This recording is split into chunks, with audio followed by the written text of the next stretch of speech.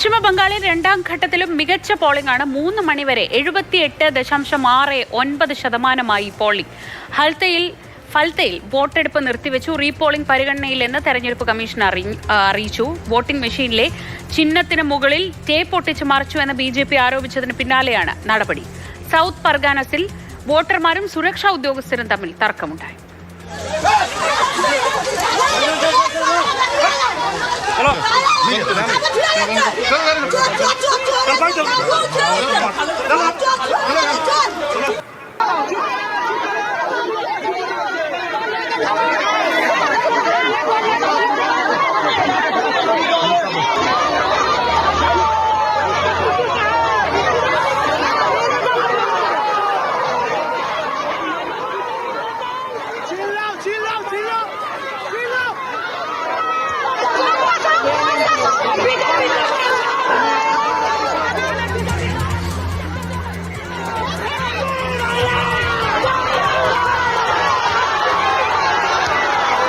വിഷ്ണു പ്രസാദ് ഉണ്ട് വിവരങ്ങളുമായി. വിഷ്ണു, ഗുരുതരമായ ആരോപണമാണ് BJP ഉന്നയിച്ചത്. അതിന് ദൃശ്യങ്ങളും അവർ പുറത്തുവിട്ടിരുന്നു. ഇപ്പോൾ അവിടെ വോട്ടെടുപ്പ് നിർത്തിവെച്ചു എന്നറിയുന്നു. എന്താണ് ഏറ്റവും പുതിയ വിവരങ്ങൾ?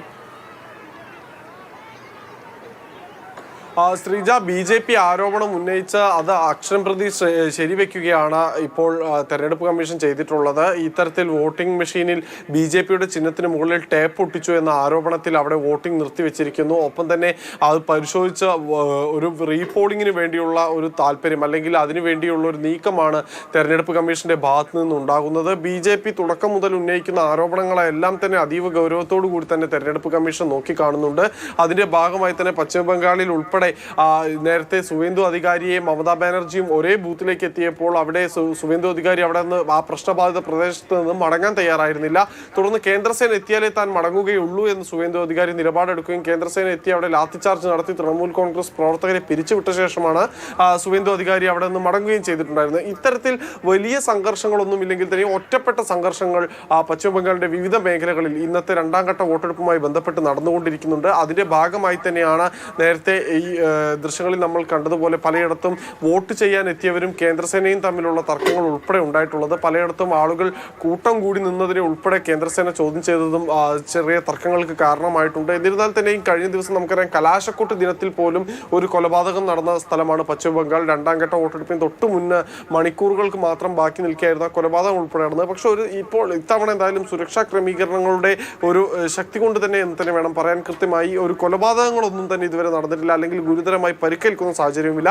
പക്ഷെ വഴക്കുകൾ ഉണ്ടാകുന്നുണ്ട്, തർക്കങ്ങൾ ഉണ്ടാകുന്നുണ്ട്. തൃണമൂൽ കോൺഗ്രസ് BJP പ്രവർത്തകർ തമ്മിൽ വാഗ്വാദവും ഇന്ന് പശ്ചിമ ബംഗാളിൽ ഉണ്ടാകുന്നുണ്ട്. രാവിലെ തൊട്ട് നമ്മൾ റിപ്പോർട്ട് ചെയ്യുന്ന പല ഇടങ്ങളിൽ നിന്ന്, നാദിയ ഉൾപ്പെടെയുള്ള മേഖലകളിൽ നിന്ന്, ഹൂഗ്ലിയിൽ നിന്ന്, ഹൗറയിൽ നിന്ന് ഉൾപ്പെടെ ഇത്തരത്തിലുള്ള സംഘർഷത്തിന്റെ വാർത്തകൾ കൂടി ഇന്നത്തെ തെരഞ്ഞെടുപ്പ് ദിവസം മുന്നോട്ട് വെക്കാനുണ്ട്. പക്ഷേ ഇതൊക്കെ നടക്കുമ്പോഴും മറുവശത്ത് പോളിംഗ് നല്ല രീതിയിൽ തന്നെ പുരോഗമിക്കുന്നു. റെക്കോർഡ് പോളിംഗിലേക്ക് തന്നെ പശ്ചിമ ബംഗാൾ നീങ്ങുന്നു എന്നതാണ് 3 മണി വരെയുള്ള കണക്കുകൾ പ്രകാരം നമുക്ക് മനസ്സിലാകുന്നത്. 3 മണി വരെയുള്ള കണക്കുകൾ പ്രകാരം 78.68% പശ്ചിമ ബംഗാളിൽ പോളിംഗ് രേഖപ്പെടുത്തിയിട്ടുള്ളത്. ഇതിൽ ബർദ്ധമാൻ ജില്ലയാണ് മുൻപിലുള്ളത്. 83.11% പോളിംഗ് ആണ് ബർദ്ധമാനിൽ ഉണ്ടായിട്ടുള്ളത്. ഹൂഗ്ലി ജില്ലയിൽ 80.77%. അങ്ങനെ ഈ 2 ജില്ലകൾ മാത്രമാണ് 80% മുകളിൽ പോളിംഗ് 3 മണി വരെ രേഖപ്പെടുത്തിയിട്ടുള്ളത്. ഏറ്റവും കൂടുതൽ പോളിംഗ് നടന്നിട്ടുള്ളത് ജമാൽപൂർ മണ്ഡലത്തിലാണ്. അവിടെ 84.87% പോളിംഗും ഇതുവരെ രേഖപ്പെടുത്തിയിട്ടുണ്ട്. ഇപ്പോൾ സമയം 4:30 കഴിഞ്ഞിരിക്കുന്നു. 5 മണിയോടുകൂടി അടുത്ത അപ്ഡേറ്റ് അല്ലെങ്കിൽ അടുത്ത പോളിംഗ് ശതമാനം കേന്ദ്ര തെരഞ്ഞെടുപ്പ് കമ്മീഷൻ പ്രഖ്യാപിക്കും. അതുകൂടി വരുമ്പോൾ സ്വാഭാവികമായും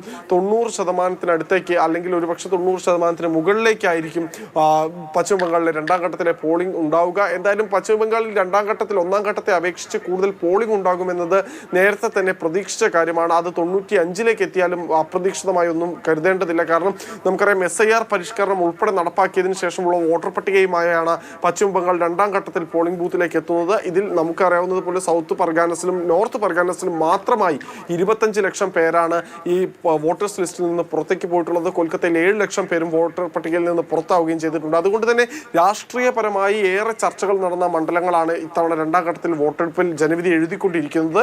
അതുകൊണ്ട് തന്നെ ഈ ഒരു വിഷയത്തിൽ SIR ഉൾപ്പെടെയുള്ള വിഷയങ്ങൾ, യൂണിഫോം സിവിൽ കോഡ്, അതോടൊപ്പം തന്നെ ഈ കുടിയേറ്റം ഉൾപ്പെടെയുള്ള വിഷയങ്ങൾ കൂടുതൽ ചർച്ചയായതുകൊണ്ട് തന്നെ ഇപ്പോൾ നടക്കുന്ന വോട്ടിംഗ് അത് BJPക്കാണോ തൃണമൂൽ കോൺഗ്രസിനാണോ ഏറെ ഗുണം ചെയ്യുക എന്നതാണ് ഏറെ ശ്രദ്ധേയമായിട്ടുള്ള കാര്യം. തൃണമൂൽ കോൺഗ്രസ് കോൺഗ്രസിന്റെ ശക്തിദുർഗങ്ങളായ മണ്ഡലങ്ങളാണ് രണ്ടാം ഘട്ടത്തിൽ ഇപ്പോൾ വിധി എഴുതിക്കൊണ്ടിരിക്കുന്നത്. ഇവിടെ BJPക്ക് കടന്നു കയറാൻ സാധിച്ചാൽ മാത്രമേ പശ്ചിമ ബംഗാളിൽ ഭരണം പിടിക്കുന്നതിനെ പറ്റി BJP ചിന്തിക്കേണ്ടതുള്ളൂ. എന്നിരുന്നാൽ തന്നെ BJPയും തികഞ്ഞ ആത്മവിശ്വാസത്തിലാണ് ഇപ്പോൾ തെരഞ്ഞെടുപ്പിന് രണ്ടാം ഘട്ട വോട്ടെടുപ്പിനെ നേരിട്ടുകൊണ്ടിരിക്കുന്നത്.